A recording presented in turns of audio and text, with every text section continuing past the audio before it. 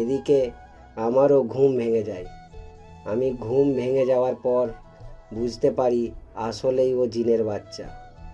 জিনেরা বলেছিল ওনাদের বাচ্চাটাকে ফিরিয়ে দিতে, কিন্তু আমাদের কোনো সন্তান না থাকায় আমি জিনেদের ওই বাচ্চাটাকে দিতে রাজি হইনি। আমি কবিরাজ ছিলাম, তাই ওই জিনেদের বাচ্চাটাকে বন্দি করে রাখি।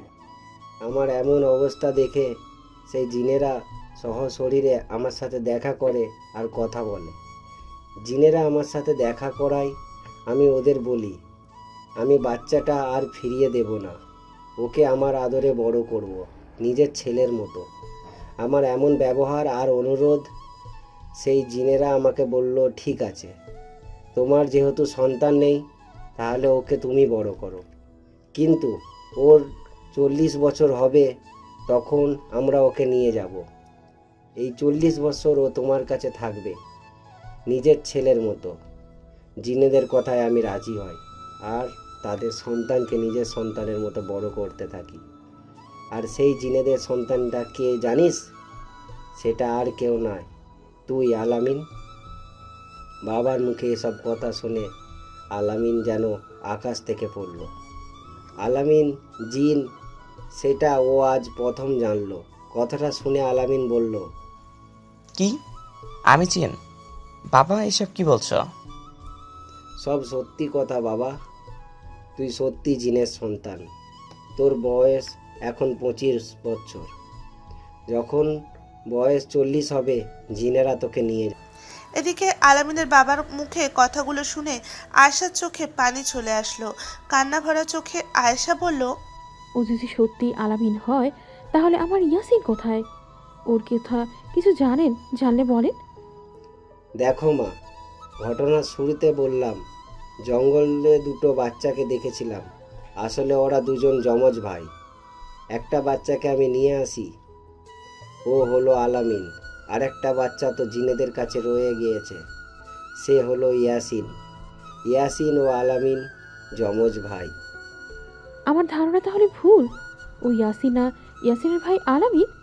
আঙ্কেল, আপনি তো বললেন আপনি কবিরাজ, আর আপনার সাথে ইয়াসিনের পরিবারের সাথে কথা হয়, যোগাযোগ হয়। আমাকে দয়া করে বলবেন ইয়াসিনের কি হয়েছে?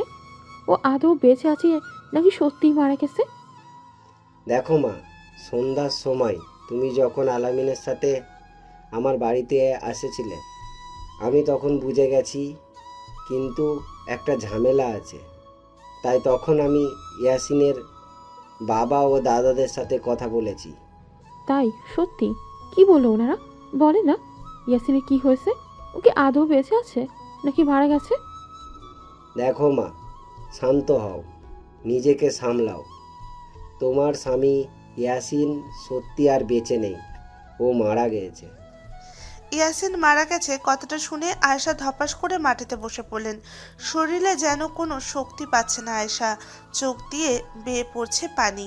কাঁদতে কাঁদতে আয়েশা বললেন, মারা গেছে? আমার কলিজা মারা গেছে, তাই না? আমাকে যাবার সময় বলেছিল যুদ্ধে যাচ্ছে, কিন্তু যুদ্ধে গিয়ে আর ফিরবে না, মারা যাবে তা তো বলেনি। না মা, তুমি ভুল ভাবছো। তোমার ধারণা ভুল। কারণ ইয়াসিন যুদ্ধ করতে গিয়ে মারা। কি? তাহলে কিভাবে মারা গেছে?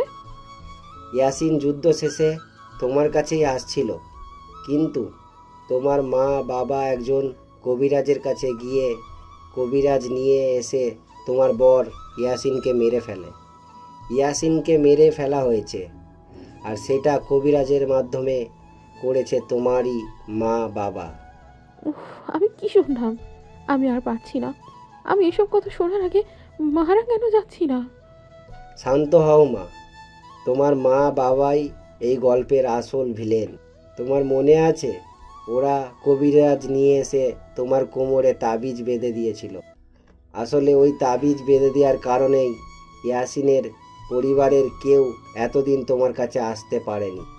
তুমি তোমার কোমরের তাবিজটা খুলে ফেলো, দেখো কিছুক্ষণের মধ্যেই ইয়াসিনের মা বাবা দাদা সবাই তোমার কাছে চলে আসবে।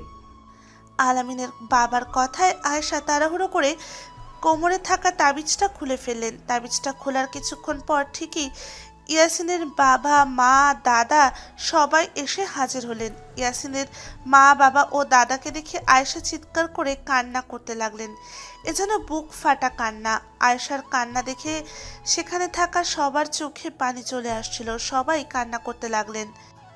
আয়েশা কান্না করতে করতে একটা সময় সবার সামনে জ্ঞান হারিয়ে মাটিতে পড়ে গেলেন। এদিকে আয়েশা জ্ঞান হারানোর কিছুক্ষণ পর ওর জ্ঞান ফেরানো হয়। তখন সবাই ওখানেই ছিলেন। আয়েশা জ্ঞান ফিরতে ইয়াসিনের দাদা বললেন, জানি আজ হয়তো ইয়াসিনের কথা শুনে তুমি অবাক হচ্ছ, হয়তো তোমার মা বাবার জন্য এখন ঘৃণা হচ্ছে। তোমার মা বাবার উপর আমারও অনেক রাগ ও ঘৃণা। আমি চাইলেই তোমার মা বাবাকে মেরে ফেলতে পারতাম, কিন্তু মারিনি দুইটা কারণে। এক, ওনাদের মারলেও আমার নাতি ইয়াসিন আর ফিরে আসবে না। দ্বিতীয়ত, তোমার মতো ভালো একটা মেয়ের মা বাবা ওরা। আয়েশা, আমি সব সময় মানুষদের ভয় পেতাম, মানুষের প্রতি আমার একটা ভয় কাজ করতো সব সময়, কিন্তু তুমি আমার ধারণা পাল্টে দিয়েছো। আমি কখনোই ভাবিনি তুমি আমার নাতি ইয়াসিনকে এত ভালোবাসবে। তোমার ভালোবাসা আসলেই সত্যি, কিন্তু দেখো তোমার মা বাবা তোমার এই সত্যিকারের ভালোবাসা বুঝলো না। কবিরাজ নিয়ে এসে ইয়াসিনকে মেরে ফেললো। যে কবিরাজ ইয়াসিনকে মেরেছিল আমরা তার বংশ নির্বংশ করে দিছি, মেরে ফেলেছি। ওই কবিরাজকে আমরা চাইলেও তোমার পরিবারের সবাইকে শেষ করে দিতাম, কিন্তু তোমার মতো ভালো মেয়ে যে ঘরে আছে সেই ঘর নষ্ট করি কিভাবে? তুমি খুব ভালো, তুমি প্রমাণ করে দিচ্ছ সত্যি কারোর ভালোবাসা বলতে কিছু আছে। মা আয়েশা, সবার ভালোবাসা পূর্ণতা পায় না। তোমার সত্যিকারের ভালোবাসা পরিণত ও সেই রকম হয়েছে। আমি বলি কি, তুমি আবারও স্বাভাবিক জীবনে ফিরে আসো। তোমার এই কাহিনী শুনে আমি কোনো মর্মাহত, খুব কষ্ট লাগলো। ইয়াসিন আমার ভাই, আমি আমার ভাইকে ছোটবেলায় দেখলেও বড় হয়ে দেখতে পেলাম না। বাবা ঠিকই বলেছে, তুমি আবার স্বাভাবিক জীবনে ফিরে যাও। আমি ভাই হিসেবে তোমার সব সময় সাহায্য করব। এদিকে তখনই আলামিনের বাবা ইয়াসিনের বাবাকে বললেন, ভাই সাহেব, আপনি আপনার এক ছেলেকে হারিয়েছেন। আমি চাই না আপনার আরেক ছেলেকে হারান। আলামিন আপনার ছেলে। আপনারা চাইলে আলামিনকে আপনাদের কাছে নিয়ে যেতে পারেন। নিয়ে যাব, কিন্তু সময় হলে ও আরও কয়েক বছর আপনার কাছেই থাকবে। আমি ওর বাবা হলেও আপনি ওকে বড় করেছেন, বাবার ভালোবাসা স্নেহ দিতেন। আপনাকে কষ্ট দিয়ে ওকে এখন নিয়ে যেতে যায় না। আলামিনের বয়স 40 বছর হলে তবে ওকে নিয়ে যাব। আমরা এখন চলে যাচ্ছি। মা আয়েশা, তুমি কিছু বলছো না যে? আমি আর কি বলবো বাবা, আমার আর কি বা বলার থাকবে? গল্পে সবাই আছে, আমার ইয়াসিনই নেই। তোমার ভালোবাসা হারানোর কষ্ট আমরা বুঝি মা, তবুও বলছি স্বাভাবিক জীবনে ফিরে আসো। আমরা মাঝে মধ্যে আসবো তোমার কাছে। ভালো থেকো মা। আমাদের দোয়া ও ভালোবাসা সব সময় তোমার সাথে থাকবে। এই কথাটা বলে ইয়াসিনের দাদা, মা ও বাবা ওরা সবাই চলে গেলেন। ওরা সবাই চলে যাবার পর আয়েশা কান্নাজড়িত কণ্ঠে বলে উঠলেন, আলামিন ভাইয়া, আসলে আমাকে মাফ করে দেবেন। আমি তো বুঝতে পারি নাই আপনি ইয়াসিন না আলামিন। কি করব বলেন, দুজনে তো একই রকম দেখতে। আমি তো ভালোবাসায় অন্ধ ছিলাম, দয়া করে আমাকে ক্ষমা করে দেবেন। আরে বোন, তুমি মাপ চাচ্ছ কেন? তুমি প্রকৃত প্রেমিক, তোমার জায়গা আমি হলে এই কাজটাই করতাম। মাপ চেয়ে আমাকে লজ্জা দিও না। আপনি আপনার বউ ও পরিবারকে নিয়ে সুখে থাকবেন, ভালো থাকবেন। আমি এখন চলে যাচ্ছি, বিনা কারণে অনেক কষ্ট দিয়ে ফেলছি আপনাদের, সেই জন্য মাফ করবেন। মা, তুমি একাই যাবা? আলামিনকে এগিয়ে দেখ।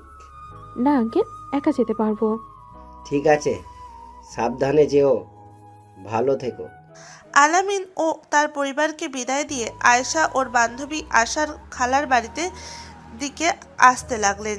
আয়েশা হাঁটছে ঠিকই, কিন্তু ওর মনে হচ্ছে মাথাটা ঘুরছে। ইয়াসিন বেঁচে নেই এই কথাটা যেন কোনোভাবেই মানতে পারছে না। এসব চিন্তা করতে করতে আয়েশা হঠাৎ করে মাথা ঘুরে রাস্তায় পড়ে জ্ঞান হারায়, আর সাথে সাথে রাস্তায় চলা একটা গাড়ির সাথে তার অ্যাক্সিডেন্ট করে। আয়েশা অ্যাক্সিডেন্ট করার পর ওকে হাসপাতালে ভর্তি করা হয়। এদিকে আসার সাথে সাথে আয়েশার বাবা মাকে ফোন করে সবটা বলে। আয়েশার বাবা মা আয়েশার অ্যাক্সিডেন্টের কথা শুনে দ্রুত সেই হাসপাতালে চলে আসে। ততক্ষণে ডাক্তার আয়েশার চিকিৎসা শুরু করে দিয়েছেন। আয়েশার পেটে আর মাথায় প্রচুর আঘাত পান। ডাক্তার আয়েশার অবস্থা ভালো না বুঝতে পেরে ওকে আইসিইউতে পাঠিয়ে দেন। এদিকে মেয়ের এমন অবস্থা দেখে আয়েশার মা বাবা কাঁদতে কাঁদতে ডাক্তারকে বললেন, ডাক্তার সাহেব, যত টাকা লাগে আপনি দয়া করে আমার মেয়েকে বাঁচান। আমার একটা মাত্র মেয়ে, প্লিজ। দেখুন ভাই, সব সময় টাকা ম্যাটার করে না। টাকা দিয়ে তো আর জীবন পাওয়া যায় না।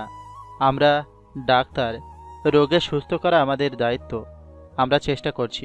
আপনার মেয়ে খুব গুরুতর আহত হয়েছে। ওর অবস্থা বলতে গেলে ভালো না। আমরা ওর কিছু টেস্ট দিচ্ছি। ওগুলার রিপোর্ট না আসা পর্যন্ত কিছু বলা যাচ্ছে না। আপনারা কিছুক্ষণ অপেক্ষা করুন। ডাক্তারের কথায় আয়েশার মা বাবা অপেক্ষা করতে লাগলেন। রুমের বাইরে থেকে বেডে আয়েশাকে আহত অবস্থায় শুয়ে থাকতে দেখে আয়েশার মা বাবা অঝরে কাঁদতে লাগলেন। এদিকে এভাবে বেশ কিছুক্ষণ কেটে গেল। কিছুক্ষণ পর বড় ডাক্তার আয়েশার মা বাবাকে ডাকলেন। ডাক্তারের ডাকে আয়েশার মা বাবা কাছে যাওয়ায় ডাক্তার বললেন, আমি ও আমার টিম আয়েশার টেস্ট রিপোর্ট দেখলাম। আয়েশার রিপোর্টে যা আসছে দেখে যা বুঝলাম, আপনাদের মেয়ে আর বাঁচবে না। কি? আপনি কি বলছেন ডাক্তার? আমার মেয়ে বাঁচবে না কেন? কি হয়েছে ওর? দেখুন, জীবন মরণ আল্লাহর হাতে। তবুও আমরা তো ডাক্তার, আমরা রোগীর অবস্থা দেখলে ধারণা করে বলতে পারি। আপনার মেয়ে পেটে আর মাথায় আঘাত পাওয়ার কারণে প্রচুর রক্তক্ষরণ হয়েছে। তাছাড়া যে বড় সমস্যা, ওর ব্রেনে আঘাত পেয়ে ব্রেনে রক্ত জমাট বাঁধছে। এখন আমরা যদি রিস্ক নিয়ে ওর অপারেশন করাই তাহলে চান্স মাত্র 1%। তার চেয়ে ভালো মেয়ের সাথে গিয়ে শেষবারের মতো দেখুন, কথা বলুন, একটু পর ওর জ্ঞান ফিরবে। এই কথাটা বলে ডাক্তার চলে গেলেন। এদিকে আয়েশার মা বাবা মাথায় যেন আকাশ ভেঙে পড়লেন। এটা কি শুনলেন? একমাত্র আদরের মেয়েকে এভাবে হারাতে হবে? এই ভেবে আয়েশার মা বাবা এক দৌড়ে আয়েশার কাছে গিয়ে কান্না করতে লাগলেন। এদিকে কিছুক্ষণ পর আয়েশার জ্ঞান ফিরল। আয়েশার জ্ঞান ফিরতে আয়েশা খুব কষ্ট করে আস্তে আস্তে বলে উঠল, মা বাবা তোমরা আসছো? বাবা আমি চোখে অন্ধকার দেখছি, কথা বলতে কষ্ট হচ্ছে। আমি মনে হয় বাঁচবো না। তবে মারা যাওয়ার আগে একটা কথা বলে যাই, ইয়াসিনকে আমি সত্যি খুব ভালোবাসতাম বাবা। আমার ইয়াসিনকে তোমরা মেরে ফেলছো। আমি আবার বেঁচে থেকে কি করব? তোমরা অনেক ভালো থেকো। ইয়াসিনের মতো তোমাদেরও অনেক ভালোবাসি আমি। মেয়ের মৃত্যু সময় এসব কথা শুনে আয়েশার বাবা কান্না করতে করতে বললেন, হ্যাঁ মা, আমি দোষী।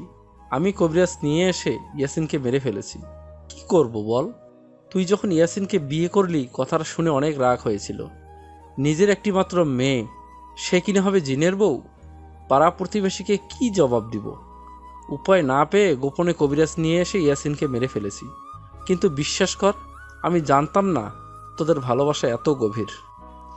বাবার মুখে এসব শুনে আয়েশার শ্বাস প্রশ্বাস বেড়ে গিয়ে ছটফট করতে লাগলো।